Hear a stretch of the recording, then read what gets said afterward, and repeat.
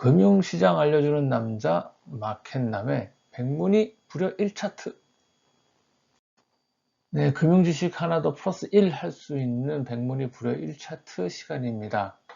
오늘은 달러화에 대해서 말씀을 드리려고 해요. 달러화의 데자뷰, 트럼프 1기와 이어진 2기라는 주제로 말씀드리고자 합니다. 네, 모닝데일리에서 자주 말씀을 드렸는데요. 달러화에 대해서.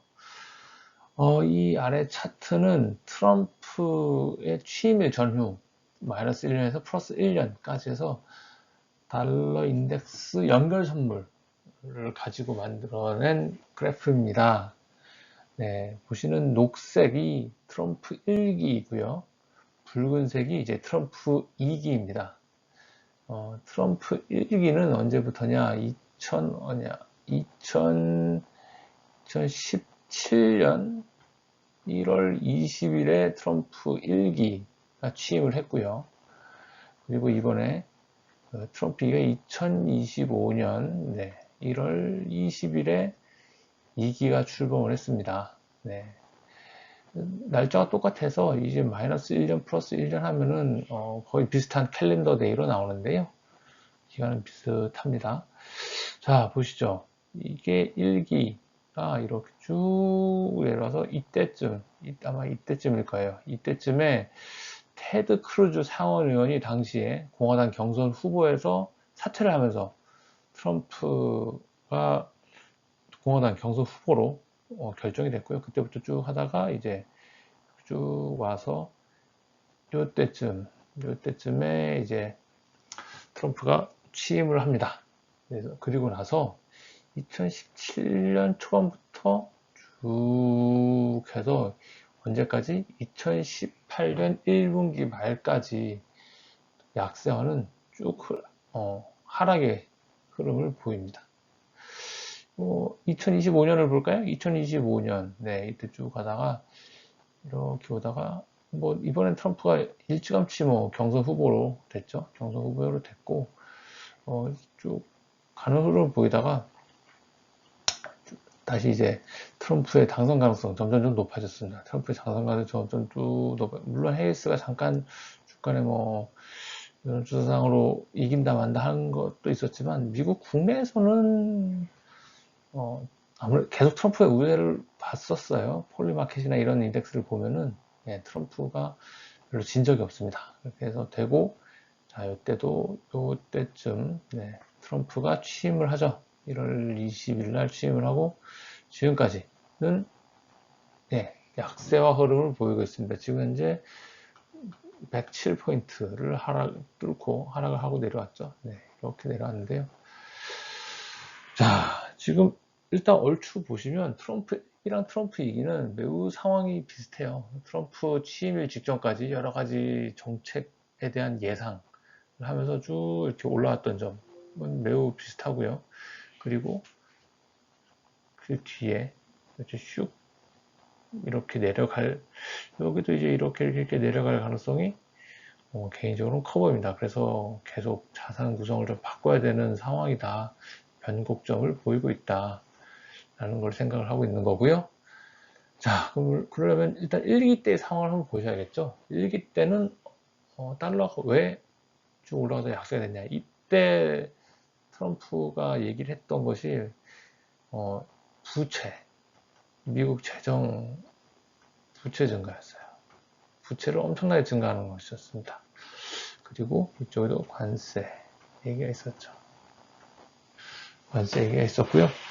특히 이게 엄청 중요했어요. 부채를 늘리겠다. 그리고 부자 감세. 꼭 부자는 아니더라도 감세였죠. 감세였습니다. 이런 걸로 인해서 쭉 올라오고, 실제로 이제 취임이 되고 나서는 어떻게 됐느냐. 취임이 되고 나서 이렇게 쭉 흘러왔던 흐름은 요런 4가지의 흐름 정도로 파악을 할 수 있을 것 같아요. 이때 이렇게 쭉 갔던 거는 일단 첫 번째로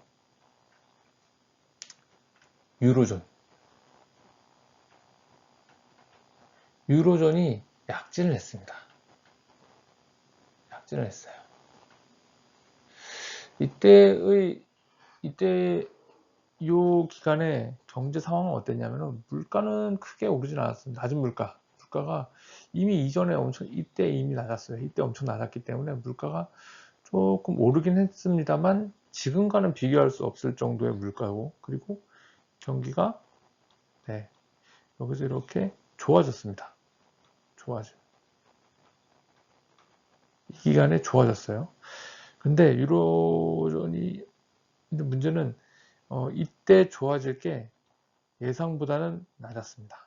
네, 경기가 좋아지는 폭이 예상보다는 낮았어요. 왜냐? 그럴 수밖에 없었죠. 왜냐하면 중국하고의 관세 전쟁이 붙었습니다. 이때. 그러면서 미국 경기가 예상보다는 성장을 하지 못했다라는 거죠. 그런데 유로존 어땠냐? 유로존은 예상보다 경기가 좋았어요. 예, 예상보다 경기가 좋았습니다. 그래서 기대치가 낮은 상황에서 유로존을 약진을 해버리니까 이 유로존에 대한 그 유로화가 그 좀 강세를 보이기 시작했어요. 기존에 워낙 낮았기 때문에, 기대치가 계속 없었기 때문에 강세를, 그 기대치를 아웃퍼폼을 해주니까 유로화가 강세를 보이기 시작했다. 그래서 그 유로화가 강세를 보이면서 어떻게 됐느냐? 이때는 기준금리가 상승하는 시기였습니다. 이렇게 기준금리가 상승하는 시기였는데 뭐 이렇게 큰 폭으로 상승한 건 아니고요. 원래는 이 큰 폭으로 상승을 할 거라고 믿었어요, 미국이. 그런데 미국이 경기가 그렇게 생각보다 좋지가 않으면서 기준금리 인상폭이 확 줄었습니다, 예상보다. 대신 유로존은 아니었죠. 유로존은 기준금리 인상에 대한 기대가 확 높아지면서 그 독일 국채, 유로존 국채들과 국채 및 금리와 미국과의 스프레드가 줄었습니다. 스프레드가 축소가 됐습니다. 그렇기 때문에 달러화가 생각보다 강해지지 못했죠. 그래서 이때 이미 기대가 있었어요. 기대가 있었기 때문에 이 기대를 채우지 못하면서 달러화가 쭉 내려오는 흐름을 보였던 걸로 보시면 될 것 같습니다. 이게 1기 때의 상황이었어요. 근데 이제 이렇게 뭐 이런저런 여러 가지 얘기를 했지만, 이 1기 때, 2017년에서 2018년 초반까지를 관통하는 흐름이 무엇이었느냐를 한마디로 정의할 수 있습니다. 그것은 바로 미국만 잘 나간 것이 아니다. 잘 나가지 않았다 라고 해야 됩니다. 이게 이때의 흐름이었어요.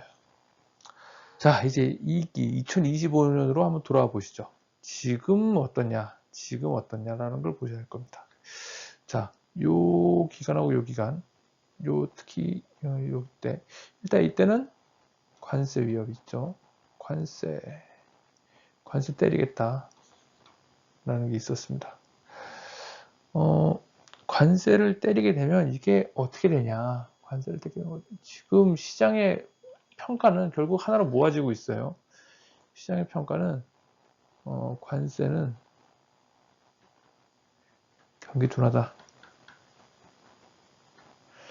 자, 지금 관세와 1기 관세와 2기 관세의 차이는 1기 때는 중국 대상, 2기 때는 중국, 유로, 기타, 캐나다, 멕시코, 전부 다 무역 흑자 내는 국가 전부 다 합니다. 이게 지금 1기하고 2기의 차이가 큰데, 자, 1기 때는 중국하고 무역 전쟁을 통해서도 이렇게 경기가 안 좋았는데, 2기 때는 이제 동맹국 전부 하고 나한테서 돈 버는 친구들하고는 모두 다 하고 한판 붙겠다라는 시각입니다. 이게 경기에 과연 좋을까요? 아니죠. 경기를 둔화하는 쪽으로 갈 겁니다. 왜냐하면 교역량이 줄 거거든요. 교역량이 줍니다.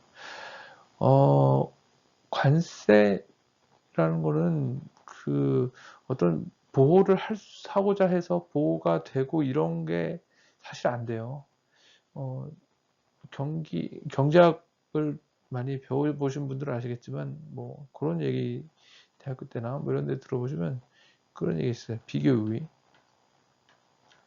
리카르도, 뭐 이런 거 혹시 들어보셨겠지만, 결국 비교유의가 있는 상품을 교환을 함으로써 설사 다른 나라가 우리나라보다 뭐 생산량이 낮더라도 그 나라와 교육을 통해서 절대적인 후생 가치가 높아지기 때문에 모두가 윈윈하는 게임이다라는 게 이제 비교 우위론의 어떤 정리라고 할 수 있는데, 좀 이렇게 좀 더 관세를 하게 되면 모르겠습니다. 산업별로는 어떻게 영향을 끼칠지 모르겠지만 토탈 후생에서는 이게 낮아지죠.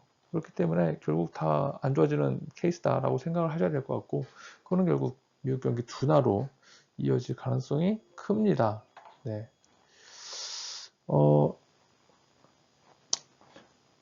그렇기 때문에 미국의 경기는 지금 또 미국의 경기가 지금 이어지고 있는 게 재정 그리고 소비 두 가지인데요. 지금 미국은 재정을 줄이려고 하고 있습니다. 머스크 통해서 도지 이런 거 통해서 지금 재정을 줄이려고 하고 있어요. 그리고 이런 관세는 결국 단기적인 인플레로 다가올 것 같습니다. 인플레가 다가오면은 일단 소비에는 분명히 악영향을 미치죠. 소비는 악영향을 미치게 되고, 그리고 지금 트럼프 행정부의 스탠스는 제조업 보호를 위해서, 제조업을 회복시키기 위해서 단기적인 인플레는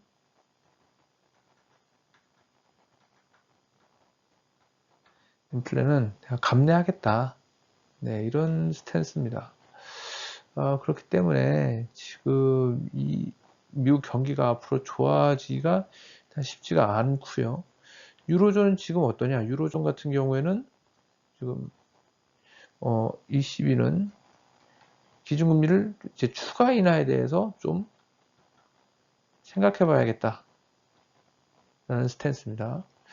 얼마 전에 슈나벨 유로존 이사가, 집행 이사가 그런 얘기를 했었어요. 지금 또 해야 할 때인지 아닌지 좀 평가를 다시 해봐야 된다.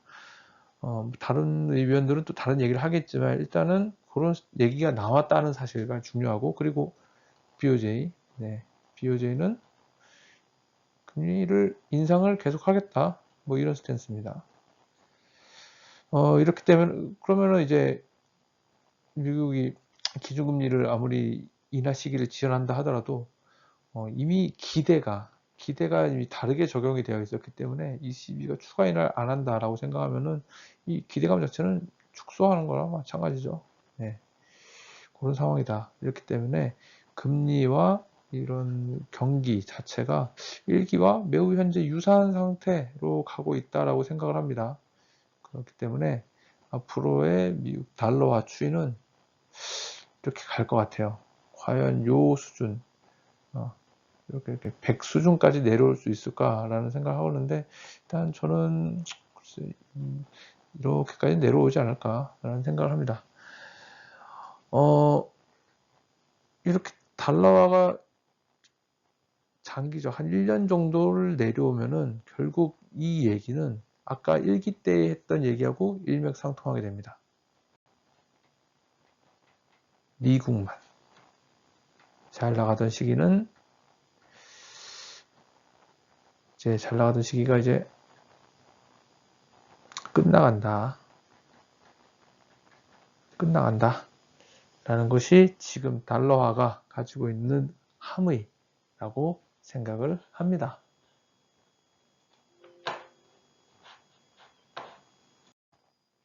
자, 정리를 한번 해볼게요. 달러화가 약세를 보인다는 것의 궁극적인 의미를 한번 생각을 해봐야 될 것 같습니다. 결국은 저는 미국만 잘 나가던 시기에 끝나간다. 일기 때와 마찬가지로 라는 것으로 생각을 하고요.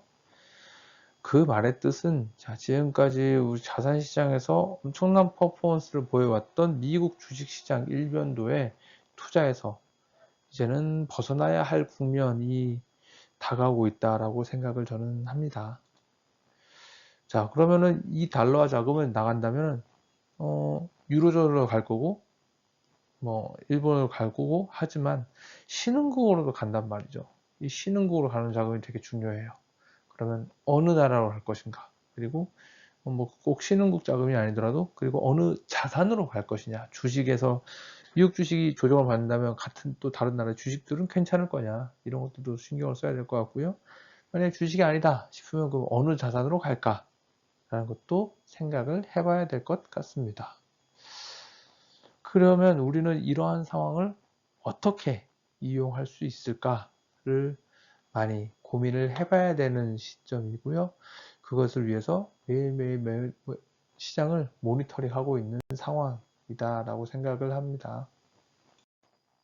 네, 오늘도 마켓난과 지식 플러스 1 되는 시간이었으면 좋겠습니다. 구독과 좋아요 눌러주시면 앞으로 부족한 영상 계속 만들어 나가도록 하겠습니다. 감사합니다.